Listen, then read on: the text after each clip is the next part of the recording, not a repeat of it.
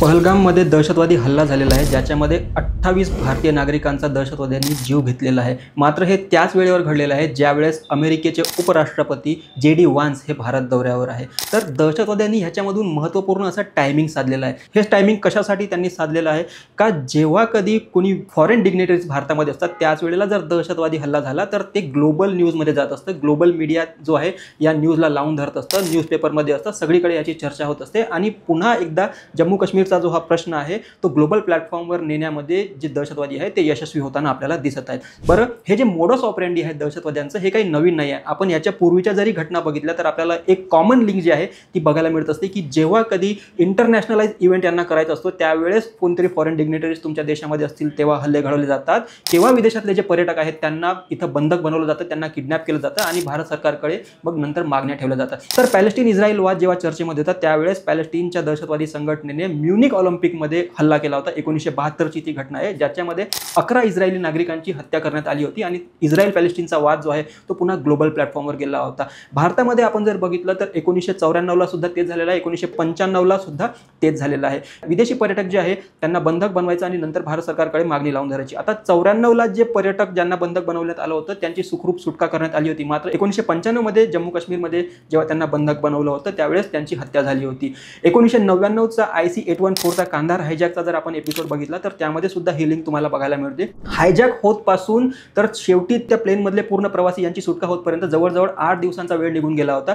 International दबाव भारतावर वाढत होता, डोमेस्टिक दबाव भारतावर वाढत होता आणि त्याची परिणिती म्हणून भारत सरकारला मौलाना मसूद अझहर या दहशतवाद्याला सोडावं लागलं होतं आणि नंतर यानेच पार्लमेंटवर हल्ला घडवून आणला होता। सन 2000 मध्ये अमेरिकेचे राष्ट्राध्यक्ष बिल क्लिंटन जेव्हा भारतामध्ये येणार होते त्याच्या एक दिवस अगोदर जम्मू काश्मीरमध्ये हल्ला झाला होता आणि ज्यामध्ये 36 शिखांचा जीव घेण्यात आला होता। सन 2000 मध्ये सुद्धा पुन्हा ह्याचंच रिपीट केलं होतं। अमेरिकेचे असिस्टंट सेक्रेटरी ऑफ स्टेट जेव्हा भारत दौऱ्यावर होत्या त्याच दिवशी दहशतवाद्यांनी जम्मू काश्मीरमध्ये कॅम्पवर हल्ला केला होता आणि त्यांच्या परिवाराला सुद्धा टार्गेट केलं होतं, ज्यामध्ये मरणाऱ्यांची एकूण संख्या जी आहे ती 23 होती आणि मरणाऱ्यांमध्ये लहान मुलं आणि महिलांचा सुद्धा समावेश होता। आता मरणाऱ्यांचं जर आपण वय बघितलं तर त्यांचं वय फक्त 4 ते 10 वर्षे होतं। आता कोणत्याही प्रकारे निर्घृणपणे हत्या करायची, माणुसकीला काळीमा फासायची, मात्र आपण पॉप्युलर व्हायचं आणि जम्मू काश्मीरचा जो प्रश्न आहे ते ग्लोबल फ्रंटवर हायलाईट करायचा, हेच दहशतवाद्यांचं एकमात्र उद्दिष्ट आपल्याला या सगळ्यांमधून बघायला मिळते। ताज हॉटेलवरचा आपण जर हल्ला बघितला तर आजही तुम्ही जर गुगलवर सर्च केलं तर तुम्हाला बघायला मिळतं की मुंबई टेरर अटॅक असं तुम्ही सर्च केलं तर त्यावर जी कॉमन इमेज आहे ती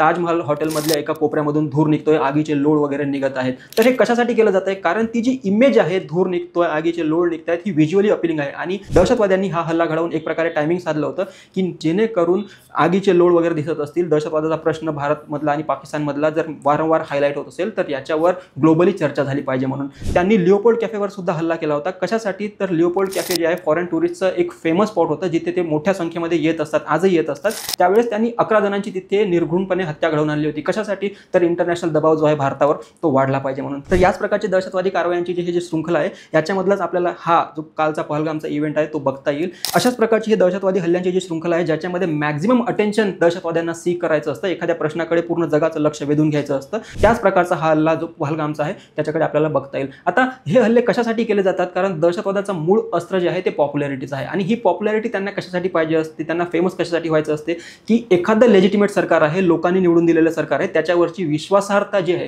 ती कमी झाली पाहिजे म्हणून। आता लेजिटिमेट गव्हर्नमेंट आहे त्याचं पहिलं फंक्शन कोणतं असतं तर protection of life and property, लोकांच्या जीवाचं आणि त्याच्या संपत्तीचं संरक्षण करणं हे सरकारची पहिली जबाबदारी असते आणि दहशतवादी दाखवून देत असतात की ज्या अर्थी तुमचं सरकार तुमची सुरक्षा करण्यामध्ये समर्थ नाही आहे त्या अर्थी ते इलेजिटिमेट आहे आणि लोकांनी त्याच्यावर विश्वास ठेवता कामा नये। तर असं एका दगडामधून 2-4 पक्षी मारण्याचा प्रकार जे आहे ते दहशतवादी वारंवार करत असतात। आता भारत सरकार या पहलगाम हल्ल्यावर काय कारवाई करते ते आपल्याला बघणं महत्त्वाचं आहे। पुन्हा 370 आर्टिकलचा जो इश्यू आहे तो चर्चेमध्ये राहणारच आहे। 370 नंतर सांगितलं जात होतं की आता दहशतवादाचं जो प्रमाण आहे ते कमी होणार आहे म्हणून, मात्र 370 हटवल्यानंतर दहशतवादाचं स्वरूप कसं बदललेलं आहे ते काश्मीर व्हॅलीमधून जम्मूमध्ये शिफ्ट झालेलं आहे असं सांगण्यात येत होतं। आता पुन्हा पहलगामचा जो हल्ला झालेला आहे त्याच्यामध्ये असं दिसतंय की जम्मू व्हॅलीपासून जे टेरर सेंटर आहे ते पुन्हा काश्मीर व्हॅलीमध्ये शिफ्ट झालेलं आहे। याच्यावर एक लवकरच आम्ही नवीन व्हिडिओ घेऊन येणार आहोत। तोपर्यंत थँक्यू।